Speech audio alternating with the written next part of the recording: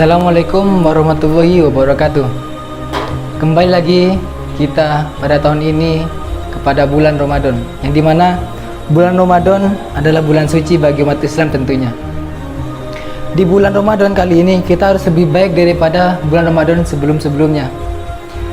Dengan cara apa? Kita harus memperbarui mindset kita. Kita harus menjadi pribadi yang lebih positif, karena mindset berpengaruh pada ucapan dan juga kepada perilaku. Begitu juga dengan lingkungan. Kita harus memperbarui lingkungan kita. Dengan siapa kita berkumpul, dengan siapa kita berdiskusi, dengan siapa kita berbicara. Karena ketika lingkungan kita sudah bagus, mindset kita sudah bagus, maka Ramadan kali ini insya Allah bisa lebih baik daripada Ramadan sebelum dan sebelumnya. Itu saja dari saya. Wassalamualaikum warahmatullahi wabarakatuh. Alhamdulillah, kita semua bisa sampai lagi kepada bulan yang penuh berkah ini, yaitu bulan suci Ramadan, yang dimana kita semua sebagai umat Islam harus berlomba-lomba dalam kebaikan sehingga kita mendapatkan aliran berkah dan juga pahala. Tapi jangan berubah hanya selama bulan Ramadan, tapi berubahlah untuk seumur hidupmu. Jadikan bulan Ramadan ini sebagai awal kebaikan dari kehidupanmu. Mungkin hanya itu dari kami. Wassalamualaikum warahmatullahi wabarakatuh. Berbicara tentang perjuangan, tentu dalam perjuangan pasti ada memori-memori yang tersimpan. Entah itu tentang luka, duka, cerita, tawa, dan juga hidup bahagia. Di dalam perjuangan, kita sebagai manusia dihadapkan oleh dua hal. Yang pertama, kita sebagai penikmat perjuangan atau penonton perjuangan orang lain.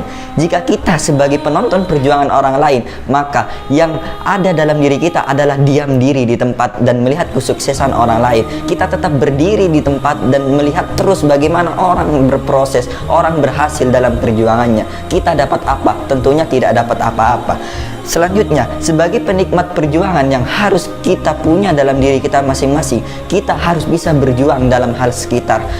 Tidak usah kemana-mana dan tidak usah repot-repot untuk berjuang. Cukup berjuang dalam hal yang sangat kecil sehingga itu bisa menjadi besar nantinya. Kehidupan pasti selalu diwarnai oleh banyak sekali permasalahan-permasalahan. Kita bisa berjuang dalam hal sekitar. Dengan misalkan ketika kita hidup dalam lingkungan yang tidak terlalu banyak perjuangannya, kita bisa menjadi orang baru untuk menggerakkan seluruh masyarakat sekitar untuk lebih berjuang. Berjuang dalam hal sini adalah bagaimana kita bisa berjuang untuk manfaat orang lain dan merasakan manfaatnya itu bisa dirasakan oleh orang banyak. Jika kita memang ada di lingkungan orang yang banyak berjuang, kita bisa menjadi orang yang melebur, orang yang memberikan konsep-konsep terbaru, orang-orang yang bisa memberikan sebuah solusi-solusi solutif yang baru sehingga kita bisa berjuang bersama juga mengabdi tanpa batas. Selanjutnya, ketika kita berpikir apa sih tujuan untuk berjuang? Tujuan untuk berjuang bukan tentang bagaimana kita memperoleh materi, bukan tentang bagaimana kita memperoleh sebuah titel kebanggaan orang lain, menjadi junjungan yang tinggi, mendapat pujaan yang sangat hebat. Bukan seperti itu, tetapi kita bagaimana ketika kita berjuang, kita mempunyai tujuan yang mulia, bisa membuat manfaat dan bisa membuat hal yang baik di sekitar.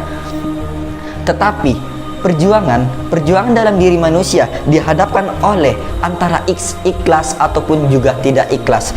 Ikhlas di sini, ketika kita berbicara tentang ikhlas, sungguh sangat rumit. Banyak orang berjuang, ketika ditanyakan apakah perjuanganmu ikhlas? Iya, perjuangan saya ikhlas. Tetapi ketika seseorang itu berbicara perjuangan kita ikhlas, bukankah di dalam surah Al-Ikhlas dalam Al-Quran tidak ada kata-kata ikhlas dalam surat Al-Ikhlas? Bisa kita buktikan. Qul huwallahu ahad, Allahu samad, lam yalid wa lam yulad wa lam yakul lahu kufuwan ahad. Adakah redaksi kalimat ikhlas di sana? Tentunya tidak ada. Artinya apa di sini? Yang dinamakan oleh ikhlas adalah ikhlas tidak pernah dipublikasikan, ikhlas tidak pernah dilisankan, dan ikhlas tidak pernah diriakan. Ikhlas ada dalam diri hati kita. Terbukti dengan adanya surah Al-Ikhlas dari ayat 1 sampai terakhir, tidak ada kalimat ikhlas di dalamnya. Selanjutnya, ketika kita berjuang, apakah kita mendapatkan hal kebahagiaan? Kebahagiaan tidak bisa diukur dengan data-data dan statistika nilai-nilai, tetapi bahagia itu bisa didapat dengan sederhana. Bagaimana ketika kita hidup lebih mudah untuk bersyukur? Artinya di sini bahagia bisa didapat dengan cara sederhana. Ketika kita berjuang dengan susah payah, yang namanya perjuangan pasti adalah ada kendala, tantangan, dan juga banyak sekali konflik. Tetapi ketika kita berjuang, kita dihadapkan oleh konflik selanjutnya dan kita tidak bisa untuk menangani konflik tersebut, dan akhirnya kita tidak bisa dapat bersyukur. Banyaknya pengeluhan atau banyaknya mengeluh dalam perjuangan tersebut membuat kita susah untuk hidup bahagia. Lalu bagaimana solusinya dalam perjuangan kita bisa hidup bahagia? Setiap kita berjuang, kita hilangkan rasa resah, rasa tidak ikhlas, dan rasa enggan ataupun rasa bagaimana saya berjuang dan mereka tidak berjuang, harusnya saya yang dilihat.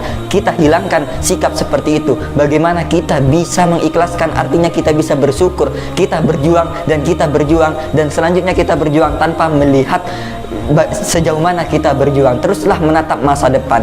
Kita bisa belajar kepada orang gila, bukannya untuk menjadi orang gila, tetapi kita bisa belajar pada kehidupan orang gila. Yang namanya orang gila terus dicaci maki dalam hidupnya karena dia hidup dalam hal kekotoran ataupun hal yang tidak wajar. Tetapi apa responnya orang gila? Orang gila tetap hidup, orang gila tetap fokus akan masa depannya, walaupun masa depannya tidak bisa dikatakan sukses. Orang gila tetap fokus pada kehidupannya, walaupun ada caci makian, itu orang gila. Tetapi orang gila itu tetap fokus kepada kedepannya. Orang gila itu tetap hidup. Dan kita bisa belajar kepada kehidupan orang gila tersebut. Ketika kita berjuang, ketika ada orang yang mencaci maki kita, terbukti dengan banyaknya caci makian, akhirnya kita bagaimana sikap diri kita ini introvert ataupun tertutup karena banyaknya sekali beban moral yang dihadapkan oleh kita. Kita bisa belajar kepada kehidupan orang gila. Kita tidak boleh mendengarnya. Kita tetap fokus apa yang kita yakini dengan benar. Artinya di sini hidup bahagia dengan sikap masa bodoh atau hidup bahagia dengan sikap bersyukur itu lebih mudah didapatkan. Dan tentunya ketika ada di koridor perjuangan, hiduplah terus bersyukur. Artinya ketika kita perjuangan harus diiringi dengan bersyukur. Karena ketika tidak diiringi bersyukur, maka perjuangan kita seperti hanya dilihat oleh sebuah nilai atau standarisasi. Tetapi ketika kita berjuang dengan rasa bersyukur, kita terus berfokus kepada kemaslahatan umat dan berfokus menebar kebaikan di sekitar kita. Pada akhirnya hidup bahagia itu sangat berkesan dalam perjuangan, dan hidup dalam perjuangan itu sangat berkesan untuk membuat kita bahagia, orang lain bahagia, dan sekitar bisa bahagia sehingga kita bisa mendapatkan kesemuanya. Terima kasih. Assalamualaikum warahmatullahi wabarakatuh.